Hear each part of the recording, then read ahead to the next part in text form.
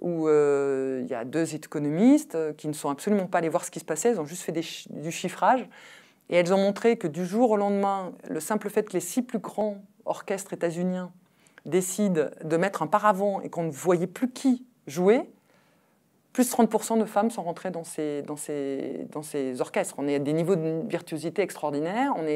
On se dit, bon, ce n'est pas possible que le simple fait qu'il y ait une femme plutôt qu'un homme, eh bien si. Voilà. Donc c'est pour ça qu'on est vraiment du côté, le plus souvent, de l'inconscient, de l'involontaire, et qui se traduit par une plus grande difficulté pour les femmes d'être prises au sérieux, d'être considérées comme des vrais collègues, d'être considérées comme des personnes avec lesquelles on peut jouer.